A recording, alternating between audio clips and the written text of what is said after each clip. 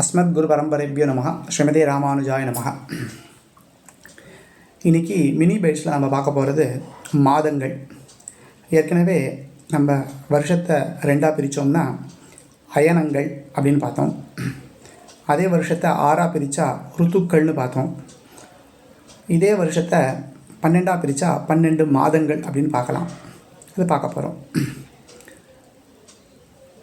இந்த 12 மாதங்கள் அப்படின்னா இந்த 12 ராசிகள் 12 மாதங்கள் இதுதான் இந்த 12ஆக பிரித்ததுக்கு காரணம்.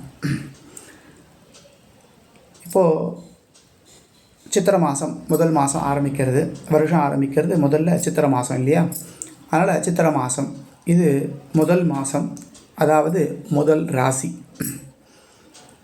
முதல் ராசி என்ன ராசி? மேஷ ராசி. இந்த மாதத்துக்கு மேஷ மாதம்னு பேர். நாம் தமிழில் சொல்லும்போது சித்திரை மாதம் அப்படின்னு சொல்கிறோம். அப்போ இந்த மேஷ மாதம் அப்படின்னா என்னென்னா, இந்த சூரியன் நகர்றதை வச்சு தான் இந்த மாதத்தை நாம் கணக்கிடுறோம். சூரியன் மேஷ ராசியில் புகுதல், இதுக்கு மேஷ மாதம் அப்படின்னு பேர். அதுதான் சித்திரை மாதம். இப்போ நம்ம தமிழில் தெரியும் சித்திரை வைகாசி அப்படின்னு சொல்லிட்டு இருக்கோம். இது அப்படியே மேஷம் ரிஷபம் அப்படின்னு எடுத்துட்டுலாம். இப்போ சித்திரை மாதத்தை மேஷ மாதம் அப்படின்னா, இப்போ மேஷ மாதத்துக்கு என்னென்னா மேஷ சங்கிரமணம் அப்படின்னு பேர். சங்கிரமணம்னா புகுதல் அப்படின்னு பேர். அப்போ மேஷ ராசிக்குள்ளே சூரியன் புகுறதுனால இதுக்கு மேஷ மாதம்னு பேர். அப்படி ஒவ்வொரு மாதமும் என்ன ஆகுதுன்னா, ஒவ்வொரு ராசியில் சூரியன் சஞ்சரிக்கிறார்.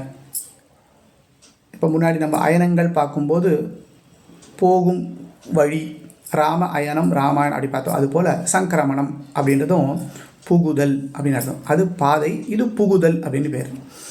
அப்போ மேஷ ராசி ரிஷப ராசி அப்படின்னு எடுத்துக்கணும். அப்போ சித்திரை வைகாசி அப்படின்னு எடுத்துக்கிறது. அப்படியான இந்த ஒவ்வொரு மாதமும் எடுத்துக்கலாம். அதனால் நம்ம தர்ப்பண காலங்களில் கூட சங்கல்பம் பண்ணும்போது இந்த மாதம் தர்ப்பணம் பண்ணுறவாள்லாம் கரெக்டாக அவளுக்கு தெரியும். ஏன்னா அவள் மாதம் பண்ணுறதுனால. அதில் மேஷ சங்கிரமண ஸ்ரார்த்த திலதர்ப்பண ரூபேன கரிஷி அப்படின்னு சொல்கிறோம். அப்படின்னா இந்த மேஷ சங்கிரமண ஸ்ரார்த்தமாக தான் பண்ணணும். இருந்தாலும் நம்ம தர்ப்பணமாக பண்ணுறோம். அதை எப்படி நம்ம சங்கல்பம் எடுத்துக்கிறோன்னா, மேஷ சங்கிரமண ஸ்ரார்த்த திலதர்ப்பண ரூபேன அப்படின்னு எடுத்துக்கிறோம். அப்போது இந்த மாதம் மேஷ மாதம் அப்படின்னு. அப்போது நாம் அயனங்கள்னு பார்க்கும்போது இந்த சித்திரை 1ஆம் தேதியும் ஐப்பசி 1ஆம் தேதியும் நேர்கோட்டில் கரெக்டாக கிழக்கில் சூரியன் இருக்காருன்னு பார்த்தோம் இல்லையா? அப்போது இந்த அயனங்களும் சரி, இந்த ருத்துக்களும் சரி, இந்த இப்போ பார்த்துட்ருக்கிற இந்த மாதங்களும் சரி என்ன அப்படின்னா பியூர் சயின்ஸ் இல்லையா? நம்ம சித்தாந்தத்து மாதிரியான ஒரு சயின்ஸ் கிடையவே கிடையாது. உலகத்தில் எந்த ஒரு சயின்ஸ் எடுத்தாலும் நம்ம சயின்ஸ் மாதிரி கிடையாது. ஆனால் நாம் அதுக்கு ட்ரெடிஷன்னு பேர் வச்சுருக்கோம். ஏன்னா அதை நாம் கரெக்டாக ஃபாலோ பண்ணுறதுக்காக.